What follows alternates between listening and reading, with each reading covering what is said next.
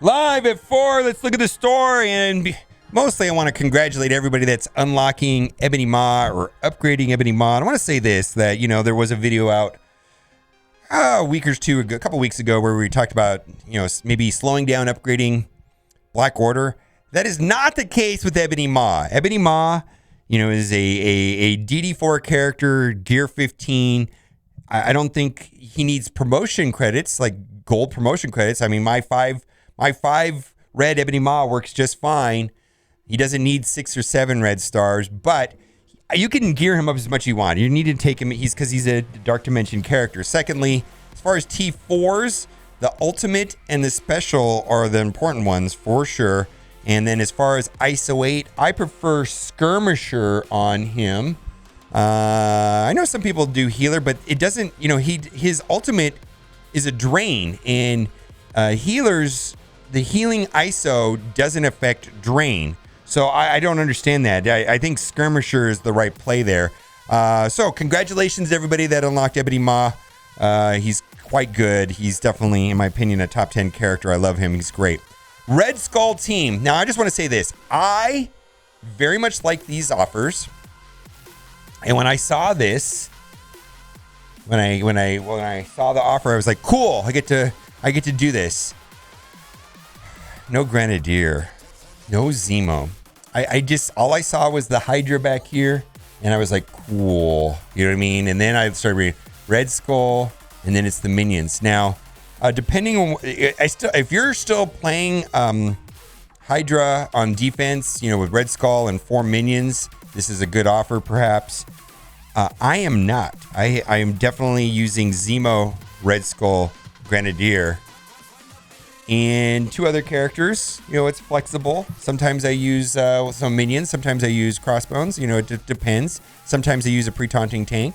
Sometimes I use Hela. Sometimes I use Loki. I mean, there's a lot of different strategies with that team on Alliance War.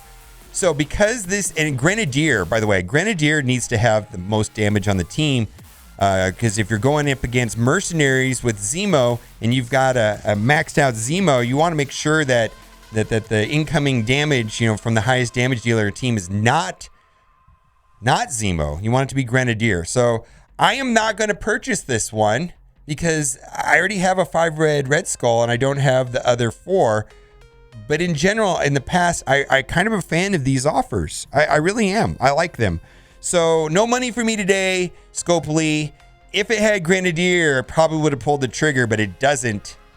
That was kind of the make or break for me personally. I think if it had Zemo and Grenadier, it would have been quite a thing, but it doesn't. Anyways, let's move on.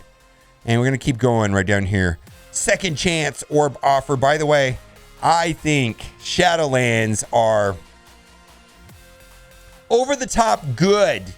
And I'm going to try to test them out a little bit tonight in Alliance War. I have I'm expecting an off war, and I've got a relatively low powered team.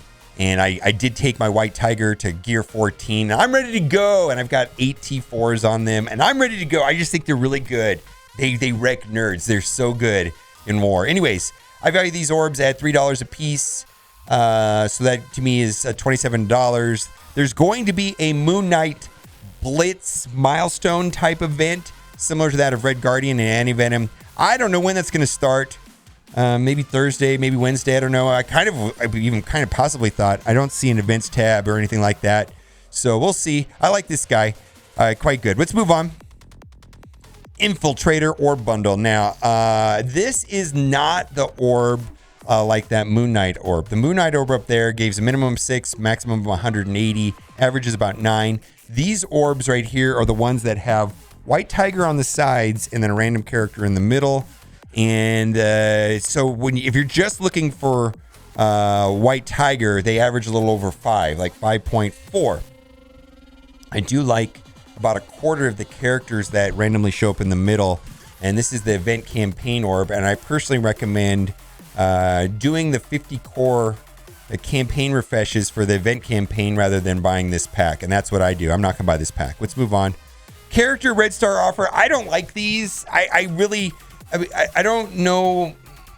I know this is, I just don't find that, 2 and 3 star characters are that useful. Even sometimes I struggle with 4s it's just getting that way. There's power creep in red stars, and it's almost like, you know, I'm disappointed if I think I have a 3 on him, and I'm like, oh, I don't know, man.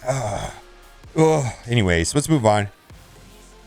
Silver promotion credit offer. Okay, so this is an average offer. This is nothing special. The average offers are $15 for 50 silver promotion credits, so that math adds out. The really good ones are $3 for 50. The trash ones are $30 for 50. Anyways, this is an average offer. Nothing special. I'm not going to buy it. Let's move on. Premium ISO 8 offer. I'm not in the market for ISO 8. I'm more in the market for ions. This is not great pricing, but I will admit that I've bought this past, and I'm not buying it anymore. Heroic deal. This is good if you're pushing for level 80 or if you're trying to take advantage of double drops. Probably one of the single most frustrating things in this game is double drops and refreshing the node like crazy and then getting 0. 2 times 0 is still 0. You think that they would have a guarantee? Doesn't guaranteed drop sound better than double drops? Double drops, man, is just not good. Let's move on. Premium Orb Pack. So this is a total of 14 orbs. I value these orbs at $1 a piece, so that there's no value here to me. I just want to say that this is not a gold orb. This is a kingpin orb, or sometimes I call it a fool's gold orb. It does have training materials in it and purple and orange gear, so it does have value. About $1, I think. Let's move on. Still not going to buy it. Limited time sale, trash. This is not great. At best, gold orbs $2 a piece, $8, but maybe into $2. So this is $10 total value for $20. Nope. Watermelon orb is trash. I don't like these watermelon orbs. I personally value these ability orbs at $1 a piece. So premium orb $1, gold orb $2, ability orb 10 cents, basic orbs maybe $1 for 14, less than $1. Actually, I think golden orbs right now, you know, it seems like I need them more now, given that we're anticipating some sort of gold milestone event similar to that of Emma and Symbiote Spider-Man release. You know, and the rumor is that it's Silver Surfer. I'm not guaranteeing it. I don't know. I don't have any information. It's speculation. Speculation, guys. We're guessing. Let's move on. Power core deal. I would be all about this offer if it was $2.25 for $3, but technically this is a good deal. If you need training materials, you do get more than $3 value there. Let's move on. War consumable bundle is trash. This is also trash. All of this down here is trash. It's just garbage. It's all garbage. There's nothing of here value down here. Please, please, please, please bring back the 10 for 10. Let's go over to my other account. This is an account that I have not spending money on. It's like a level 50 or something account. So sometimes there's different offers in here. So we're going to take a look at it. We got Quake, 200 energy, I value about $1. And so this is 100 Quake shards for $9. If buying this allows you to unlock Ebony Maw, I get it. And someone was asking me, you know, most people take in, because Yo-Yo is super scarce, right? So the team for Ebony Maw typically, and it's actually a relatively harder event. It's actually a harder legendary event than most. Black Bolt, of course, and then 4 Inhumans, which is all of the ones without Yo-Yo, because most people have access to Quake, Ms. Marvel, Crystal, and Karnak. And my suggestion is, you know, if you go in and you can't get through it, is to only upgrade Crystal and Black Bolt. Those 2 characters are gonna serve you well later on. More, and then to a lesser extent also Ms. Marvel. But the last 2 to upgrade, if there's a hierarchy of upgrading, would be Quake and Karnak, in my opinion. Black Bolt, Crystal, Yo-Yo if you're using her. Actually, let's do it a different order. If you're using Yo-Yo, Black Bolt, Yo-Yo, Crystal, Ms. Marvel, and then Quake and Karnak are bench warmers for a lot of people. They're just not great. Let's move on. We're going to skip over all of these offers. Oof. Dwarf Star offer. Boy. So this guy... I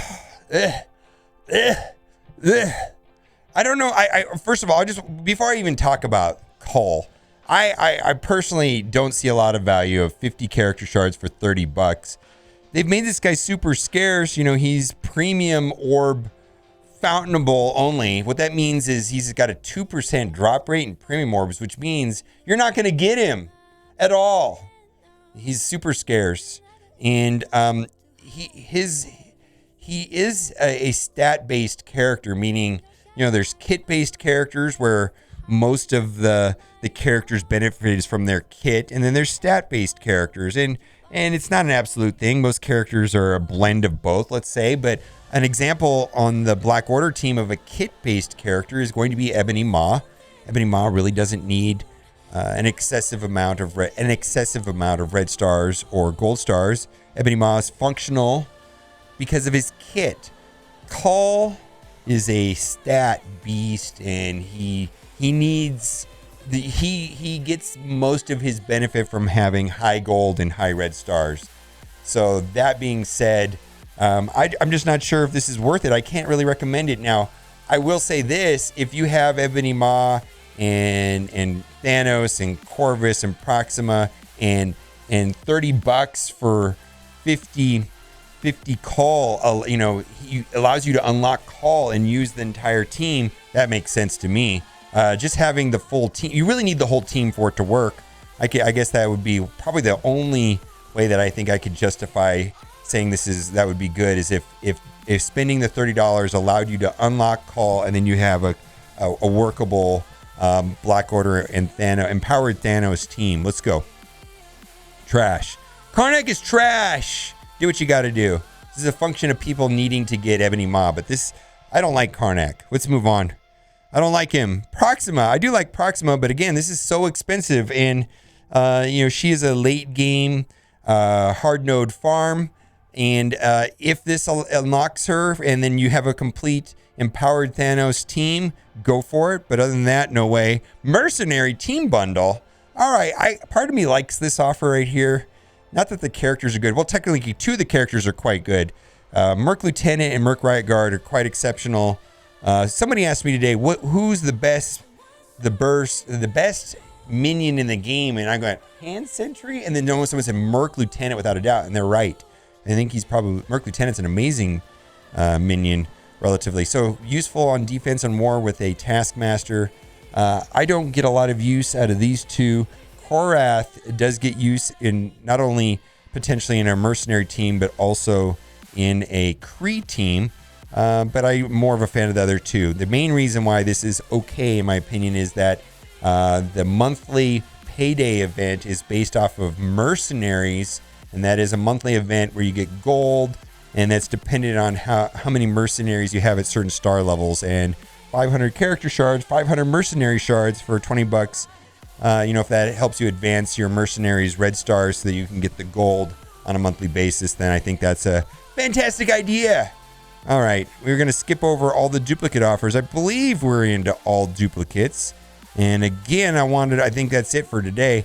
Again, we're going to go into Shadowlands testing for tonight. We've got some Shadowlands testing, and congratulations again to anybody that just unlocked Ebony Maw. Black Order, best offensive war team. Someone today said that Shadowlands is the second best offensive war team. I haven't personally tested that. I'm hoping to figure that out tonight. Maybe we'll have an off war and I can do some crazy punch-ups or something like that and get some good video footage of doing some bonker things. All right, guys. Thanks for watching, and keep on gaming. Bye.